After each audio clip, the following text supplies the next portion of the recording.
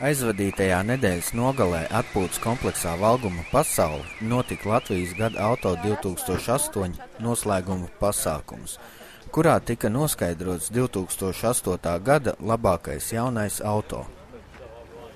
Konkursa Latvijas gada auto 2008 pēdējā testu diena, kura šogad ir savienota arī ar gala balsojumu un apbalvošanu. No 10:00 rītā 50 žūrijas locekļi ripina 25 automobīļus pa 2 Tukuma rajonā izveidotiem ceļa apļiem. No viena auto ārā, otrā iekšā, salīdzinājums tiešā konfrontācijā. Gan līdzīgi, gan ļoti atšķirīgi automobīļi no Suzuki Splash maziņa līdz Jaguāram. Tā tad notiek. Redz, lasīt par automobīli ir labi, bet kamēr tu neesi aptaustījis to stūru un paspaidījis tos pedāļus, ir grūti novērtēt automobīli.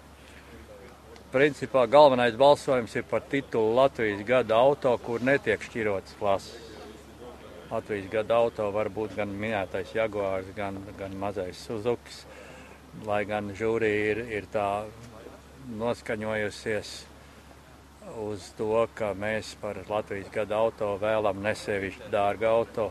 Mēs vēlam auto, kurš būtu spējīgs nākamajā gadā būtiski ietekmēt Latvijas autotirgu. Tā tad neliels izmēros, mērens cenā, bet te pašā laikā ļoti labs. Katrā ziņā, un šis superbi ļoti pievērš uzmanību. Gan no braukšanas viedokļa, gan no vizuālā viedokļa, arī no tehnoloģijām, kuras viņas izmanto autiņu. Šajā jaunajā autiņā, te ir ļoti daudz dažādu novitāšu. Jā, precīzi neatceros, meitene man stāstīja daudz ko par šo mašīnu, bet es braucu un vienā vārdā kaifoju par mašīnas gaitas īpašībām. Nelielais motors, 1,8 litru motors, apveltīts ar lielisku dinamiku. Tiešām benzīna motoriņš tik maziņš liekas lielajai mašīnai, kas skaitās limuzīna tipa autiņš. Neticām labu dinamiku. Šeit parastā manuālā kārba arī kaut kā ļoti labi slēdzas. Ir patīkam pārvietoties. Visa ergonomika mašīnai ir perfekta. Šeit vidus konsolē mērinstrumentu panelis ir ar skārienjūtīgo ekrānu. Tu vari izslēgt, ko vēlies, pieslēgt telefonu. Te, protams, nav pilnīgākā komplektācija, kur ir iespējams arī telefons, ar Bluetooth ieslēdamai telefons. Bet no parasta autobraucēja viedokļa, autiņš ir perfekts. Jau vēl tas sauc superbi. Un īpaši, ja ņemam vērā to, kādā cenu kategorijā tas ietilpst. Un šī komplektācija ar nosaukumu Elegants maksā 27 000 eiro. Tas, manuprāt, ir ļoti salīdzinoši maza cena par S-klases, gan arī S-klases mašīnu, limuzīnu tipu mašīnu. Ļoti iesaku, ja kuram padomāt par to, ja kāds vēlas tādu autiņu pirkt. Ir vērts domāt par citām markām, jo Škoda pēc sava dizaina, pēc kvalitātes ir ļoti augstā līmenī. Varbūt tāpēc, ka es pats ikdienā pārvietojos ar S-klases mašīnu, BMW 7. klases, tad arī man šis likās tāds piemērotākais, jo kā brauc ar lielāku. Bet te ir tāda maza kompakta sajūta arī, neliekas, ka viņš tik liels. Lai gan man, kā cilvēkam, kuram patīk arī pašam zīmēt autiņas, tīri proporcijas ziņā mazliet liekas pa garu šī mašīna. Tieši kāds 20 cm no vidus varētu izņemt ārā, tad tas autiņš būtu daudz proporcionālāks. Vai šai pašai virsbūvēji lielākas arkas un lielākas riteņus, dziļākā griezuma arkas, kas viņu veidot proporcionālāk.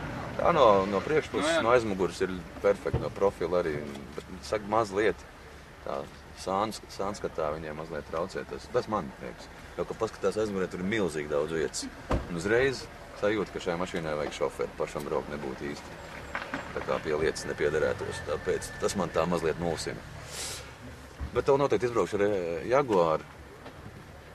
Lai gan tāda atslēga, kāda ir šajā mašīnā, tāda pat Jaguārā nav. Suzuki bija interesants mazais.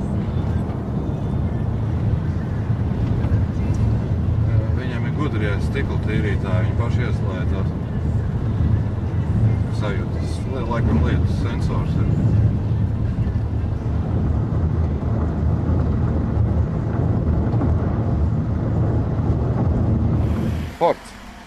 Fords mašīna saucās Kuga. Patīkams, teikšu atklāti. Ļoti komfortabli braukt ar viņu. Ir ceļš pa zemes ceļu, izjūtas ir tādas, ka tu nebrauc ar tādu lielu mašīnu, bet tu brauc ar tādu ļoti komfortablu un pa bedrēm nesit cauri amortizatori, ir ļoti ērta vadāmība, ir ergonomika labi, ir visi kloķi ir vietā, visu var ieslēgt, nekur nekas neķerās, katrā ziņā. Pilnīgi droši var ieteikt, jebkuram šo mašīnu mēģināt braukt un lietot. Mīnus, sākumā grūti saprast, kā viņi iedarbināt. Jā, tad ir poga, kas ir jāieslēdz, un tev čipsi kabetā, tad viss ir kārtībā, citādi ne. Pēc dienu ilgas testēšanas žūrijas locekļi balsoja par Latvijas gada auto. Pēc balsojuma 3. vietu ieguva Volkswagen Passat CC, 2. vietu Ford Kuga, bet Latvijas gada auto 2008 titulu ieguva Škoda Superb. Esat uz to diezgan ilgi gājuši. Jums 2 reizes neizdevās un beidzot Škoda ir tikus pie gada auto titulu. Brīnišķīgi! 2008 ir Škoda Superb. Paldies visiem, kas piedalījās. Paldies visiem, kas brauc. Paldies arī tiem, kas nebrauc. Paldies tiem, kas nemitīgi man žilvien ar zipspulcēm. Paldies arī žūrijas komisijas priekšsēdētājiem. Paldies mūziķiem un es domāju, ka Ātim.